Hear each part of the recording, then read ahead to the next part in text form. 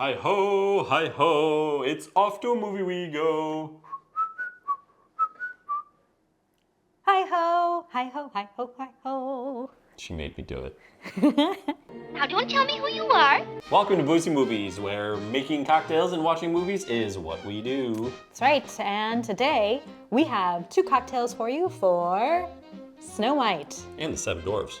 In Snow White, And the Seven Dwarfs. a jealous stepmother tries to off her stepdaughter with a poisoned apple because clearly that's the most efficient way to deal with a beauty competition. Meanwhile, Snow White hangs out with seven little men, proving that the best way to solve your problems is to rely on questionable labor forces in the woods who can't even clean up after themselves. A delicious way to watch Snow White And the Seven Dwarfs. is with two amazingly different cocktails. The first one is Someday, which tastes and looks like a Disney princess. She's beautiful. Our second drink is based off of the poisoned apple that the evil witch makes, Sleeping Death. It's witch's brew. So today we are going to start with Someday. For Someday, you're gonna need some coconut rum, Sloe Gin, lemon Oleo Saccharum, rose water, Aquafaba, and Angostura bitters.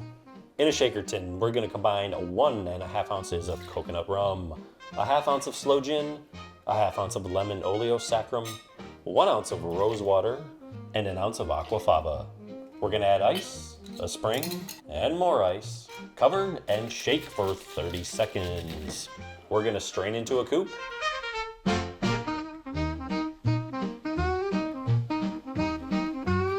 And garnish with Angostura bitters pulled into a bow. And here is Someday. This is really, really nice. The Sloe Gin and the rose water go very well together. Smells like a petunia. It's interesting, I mean, the coconut rum Yeah.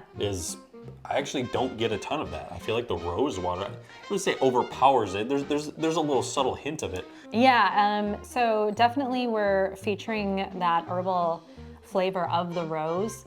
Disgusting. The coconut really just sort of brings this like delicate butteriness that is like seemingly of Snow White, and you know the mirror talks about her skin being like white as snow, and The fairest in the land. the coconut rum is a really great platform for all of these flavors, and that's really what it's serving as. I mean, also the Snow White, putting the Aquafaba in there, actually, you know, we get this nice white coat top. Yeah. It adds a little texture, and I just love the fluffiness. Plus, it allows you to really put your garnish, your bow, her barista bow. I'm still working on my barista skills. But they're not getting any worse.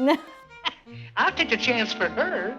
Now, we also do have some lemon Oleo Saccharum in here, and it's really, really nice. It's pretty subtle, but it does add like just a nice little touch. We have found in all of our sort of rosewater drinks that lemon is a really important component. Here we do it in the form of lemon Oleo Saccharum, which we have the recipe in the description. Now, it is time to move on to our second cocktail, but before we trick you into Sleeping Death. We would like you to really quick visit our page if you have not.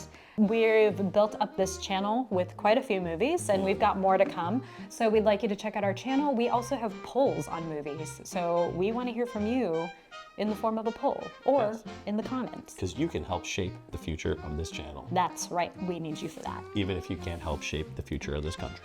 And I've been tricked. Now on to the evil witch.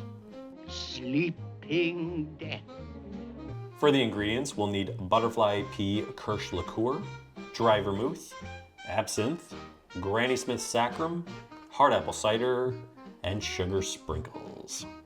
Prepare a goblet with a candy apple rim by dipping in apple saccharum and then into the red sugar sprinkles. Place in the freezer to chill. In a mixing glass, combine 1.5 ounces of butterfly pea infused Mount Rigi, recipe below, 1/2 ounce dry vermouth, 1/2 ounce absinthe, and 1/2 ounce Granny Smith Saccharum, recipe below. Add ice and stir for 1 minute to chill. Add 3 ounces of hard cider and give a little stir to combine. Place a black sphere into the goblet and strain in the cocktail.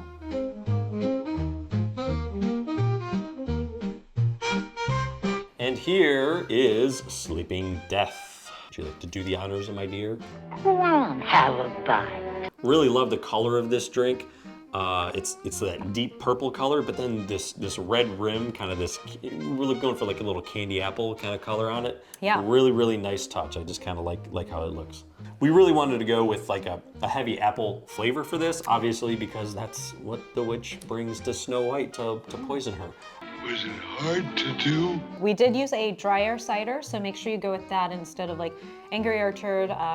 We went with Stella Artois Cider, but a dry cider is what you want to go with. Even a Granny Smith cider would be really, really good. And it's also really nice because it kind of picks the drink up a bit, right? It has almost a little fizz to it, a little life. It kind of brightens it up and everything. Yeah. So it makes it a little more, when you take a sip, you get a little tingle. No, don't get excited. We love infusing things with the butterfly pea flower, so you can find it on Amazon, I think pretty cheap. You can get a whole bag of it. $6. Yeah, $6. And it just really helps you get some fun colors to make with these cocktails. So definitely recommend picking some of that up because we use it in a fair amount of our cocktails. We do. I thought so. Snow White live action.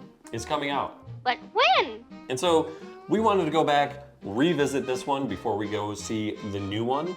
And we thought, what a better way to do that than make a couple of cocktails. Come on, prick up. And then we'll go, who knows, maybe we'll make new cocktails for the new movie. Yeah. Now there is a reason why Disney keeps bringing this movie back for all of these extra releases, is that it's literally one of the most, maybe the most successful film of Disney. Jiminy Crickets. So financially, this film actually made the most money of any animated feature, right? Yes. Yeah, from I think 1938 to 1990 or early 90s. So we should have looked up what one that was, but we were trying to think what ones came out of the early 90s. You know, Lion King, Aladdin, Little Mermaid probably. Yeah.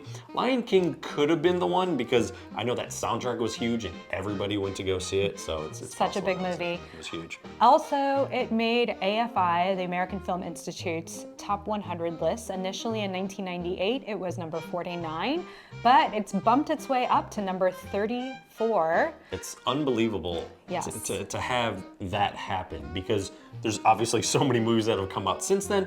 And a lot of times people, you know, when they're doing these best of lists, if it's previously on the list, you know, a lot of times movies get bumped down. This one actually got bumped up a number of spots, which I think is really cool. Yeah, it is really cool. And the Library of Congress just recently made a list of ones that they're going to preserve.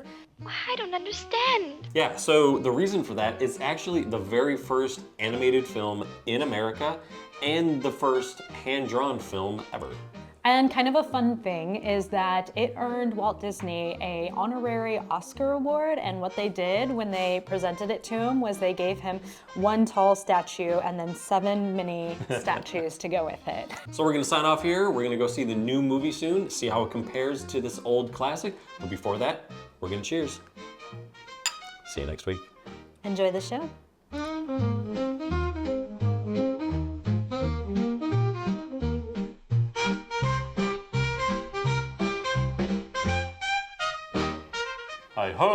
Hi ho, off to a movie we go.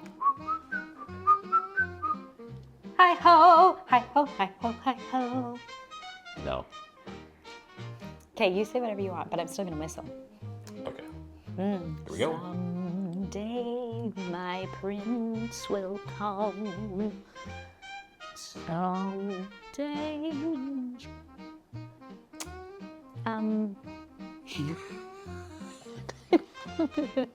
Okay, let's make drinks. Okay.